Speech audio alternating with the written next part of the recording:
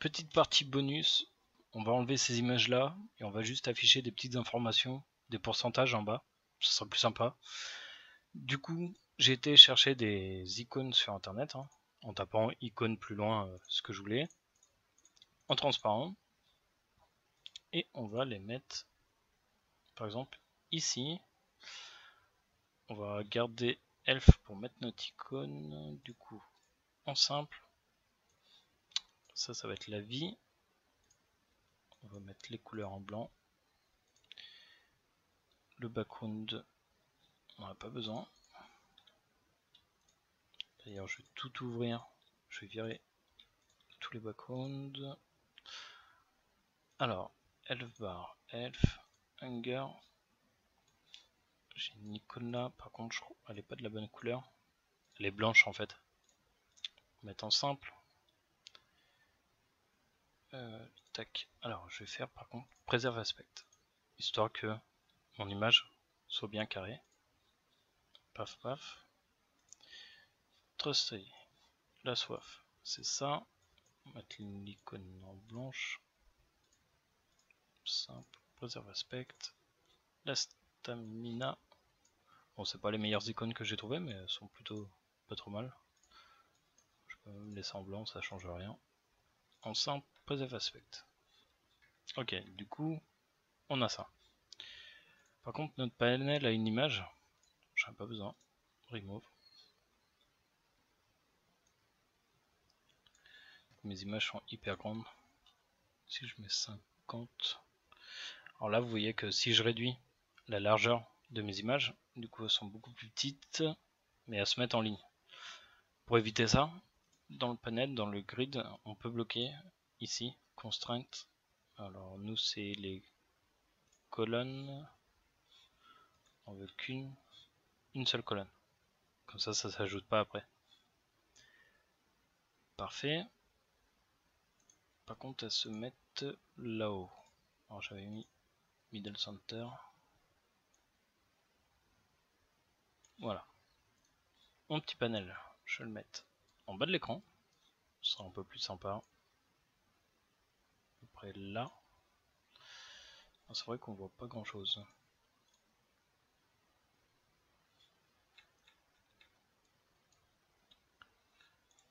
On maximise, ça fait quoi?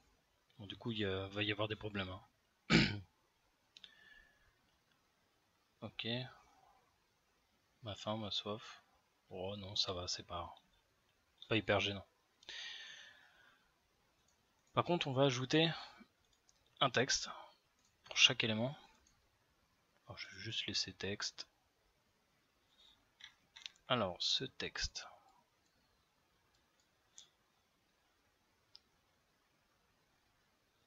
On va le centrer. On va mettre blanc. Et l'œil, on va mettre le petit contour noir qui fait bien. Tac. Le cast target, j'en ai pas besoin. Est-ce que toutes les images ont la même taille? Normalement oui. Bah oui, c'est le grid qui met la taille.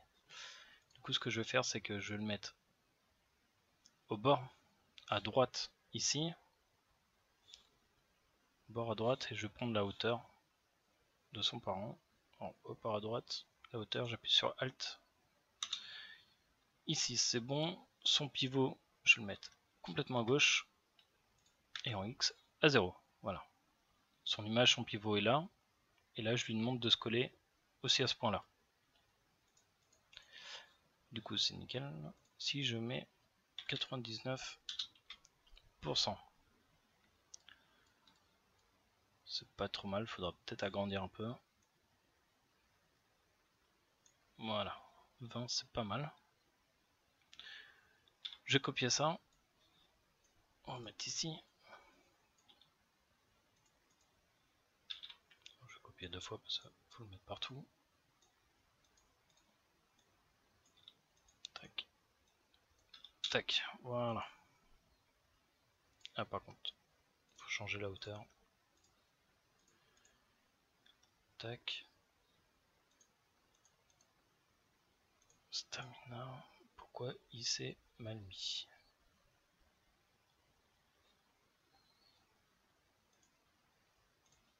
button 0. Ok, le bas était resté là-haut, je sais pas trop pourquoi. Ok, parfait. On vide les variables, même si c'est pas grave, c'est le script qui va le faire. Et on va changer un peu notre script ici, Canvas Player. Et là, on veut plus l'image, mais texte. L'image au final restera comme elle était. Du coup, c'est pas des images, c'est des textes qu'on veut modifier. Alors, je sais pas pourquoi j'ai mis un espace là. Texte, texte, texte. Ici, point texte.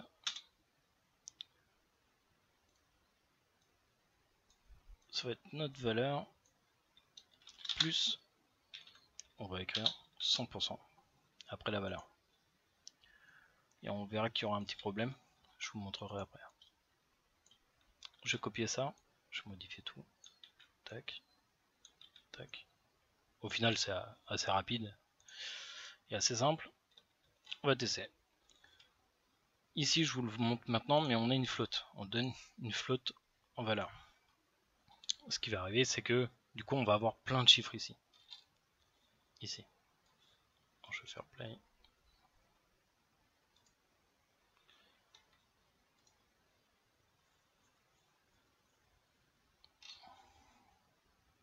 Voilà.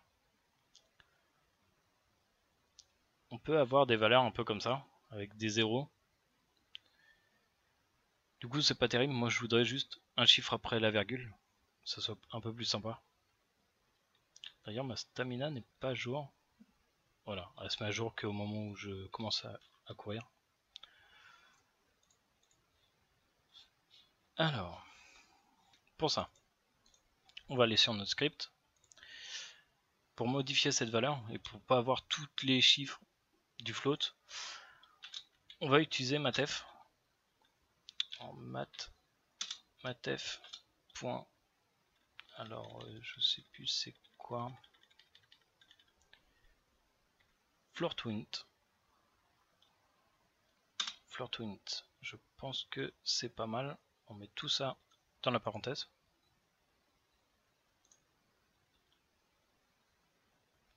Alors on va écrire matf plus ça. Voilà, c'est plus comme ça qu'il faut l'écrire. Et là on aura plus de virgule. Je vais modifier ça. Ça. Ce qui est bien, c'est que c'est toujours le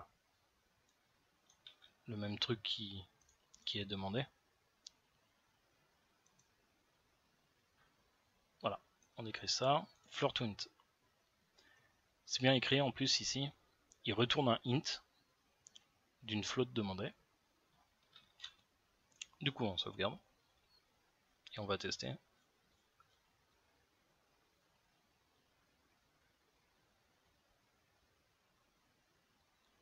Voilà, c'est beaucoup plus sympa de voir des petits pourcentages. Ça nous laisse l'écran libre pour bien voir.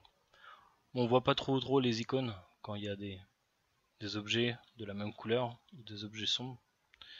Bon, c'est pas très important. D'ailleurs, est-ce que ma stamina fonctionne? J'ai pas l'impression.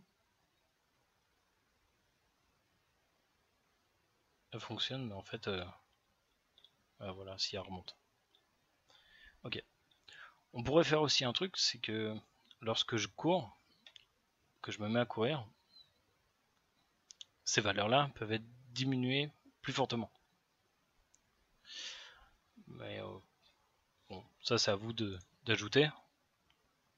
Là, je vais pas le faire parce que c'est pas très grave dans le jeu, mais par exemple, vous pouvez très bien aller ici dans le vital. Hunger ici, on fait une réduction d'une valeur par défaut, reduce value, qui est à 0,1. En fait, il faudrait créer un deuxième facteur qui se multiplierait que si on court. Alors, on court quand? Ici. Ici, on lui dit qu'il est en train de courir. Sinon, on lui dit qu'il n'est pas en train de courir.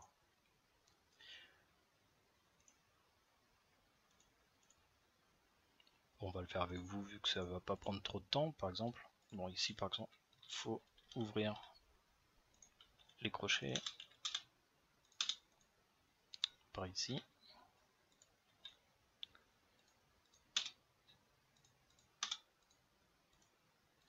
Hop. Et ajouter une variable, une sorte de multiplicateur. Float, reduc, multiplier, en plier en anglais, multiplicateur. Bon, on va mettre multi, on va pas s'embêter. Par défaut, elle sera à 1. Reduc multiplicateur. Ok. Et à chaque fois qu'on va enlever par exemple de la fin, on va le multiplier.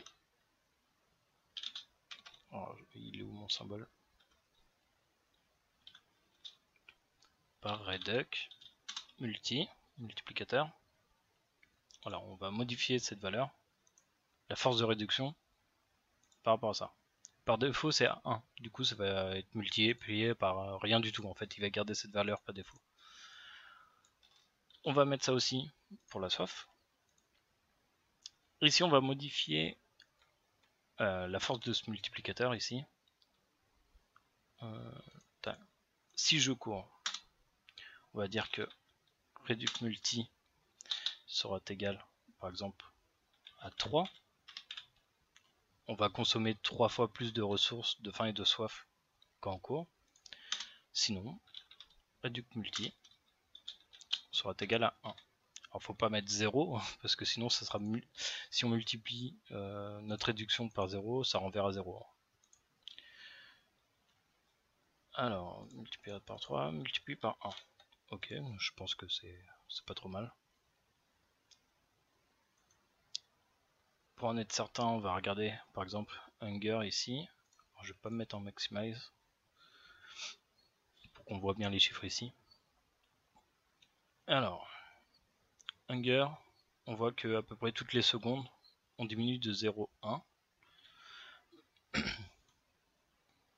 Et si je me mets à courir, voilà, on multiplie par 3 fois la consommation.